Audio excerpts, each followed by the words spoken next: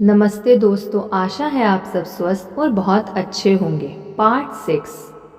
पहली और सबसे महत्वपूर्ण बात, इंद्रधनुष की छोर की अपनी खोज में मैंने ईश्वर को बहुत मूर्त, सुस्पष्ट और संतुष्टिदायक अभिव्यक्ति में पा लिया।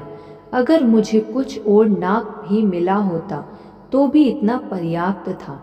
सारी जिंदगी में उस अदृश्य हाथ की सटीक प्रकृति के बारे में थोड़ा अनिश्चित थी, जो सृष्टि को संचालित करती है। लेकिन जीवन के इंद्रधनुषी मार्ग पर मेरे 7 महत्वपूर्ण मोड़ मुझे आखिरकार एक संतुष्टिदायक निष्कर्ष पर ले आए हैं।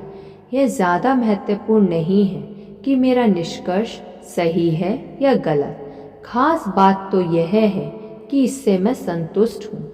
ये कुछ कम महत्व के सबक हैं जो मैंने सीखे। मैंने सीखा कि जिन्हें हम अपना शत्रु मानते हैं वे वास्तव में हमारे मित्र हैं। अतीत को देखने पर मैं अपने मुश्किल अनुभवों में से एक को भी बदलना नहीं चाहूँगी, क्योंकि उनमें से प्रत्येक ने मुझे स्वर्णिम नियम के पुख्ता होने का सकारात्मक प्रमाण दिया और क्षतिपूर्ति के नियम का भी सकारात्मक प्रमाण दिया, जिसके जरिए हमें सद्गुण के पुरस्कार मिलते हैं और अज्ञान की सजा मिलती है। मैंने सीखा कि समय उन सभी का मित्र होता है जो अपने विचार और कार्य सत्य व न्याय की बुनियाद पर रखते हैं। दूसरी ओर यह उन सभी का जानी दुश्मन होता है जो ऐसा नहीं करते हैं। हालांकि सजा या पुरस्कार मिलने अक्सर धीमी गति से मिलते हैं। मैंने सीखा कि केवल उसी स्वर्ण कलश का पीछा करना चाहिए जिसमें इंसान की कोशिशों से दूसरों को खुशी मिले। एक एक करके मैंने उन अन्यायी लोगों को देखा है जिन्होंने असफलता द्वारा मुझे नष्ट करने की कोशिश की थी। मैंने उनमें से प्रत्येक को आगे चलकर असफल होते देखा। वे मुझे जितना असफल कराना चाहते थे उससे कहीं ज़्यादा असफल वे खुद हुए। जिस बैंकर का मैंने जिक्र किया था वह कंगाल हो गया। जिन लोगों ने बेट्सी रॉस कैंडी कंपनी में मेरे हितों पर वार किया था और मेरी प्रतिष्ठा नष्ट करने की कोशिश की थी, वे पूरी तरह असफल हो गए। उनमें से एक जेल में कैद है।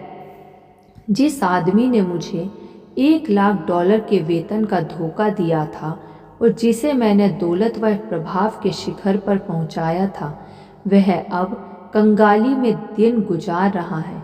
सड़क के हर मोड़ पर जो आखिरकार मेरे इंद्रधनुष के छोर तक गई, मैंने स्वर्णिम नियम दर्शन के समर्थन में निर्विवाद प्रमाण देखे, जिसे अब मैं संगठित प्रयास द्वारा लाखों लोगों को भेज रही हूँ।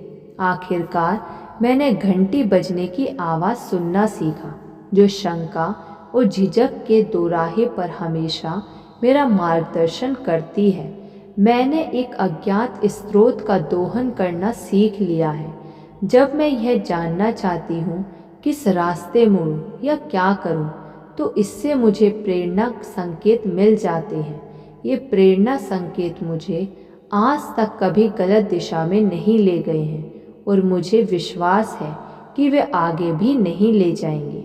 यह अध्याय पूरा करते वक्त मैं अपने अध्ययन कक्ष की दीवारों पर महान लोगों के चित्र देखती हूँ, जिनके चरित्र का अनुकरण करने की मैंने कोशिश की है।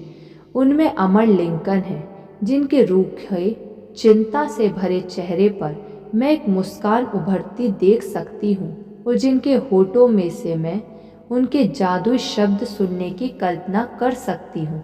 सबके प्रति दयालुता और किसी के प्रति दुर्भावना नहीं।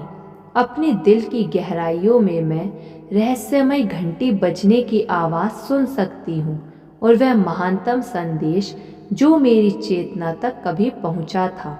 हर असफलता की छायाओं में ईश्वर खड़ा होता है। धन्यवाद। ऐसी और वीडियो सुनने के लिए आप इस चैनल को सब्सक्राइब कर लीजिए और इस वीडियो को लाइक कर दीजिए। धन्यवाद।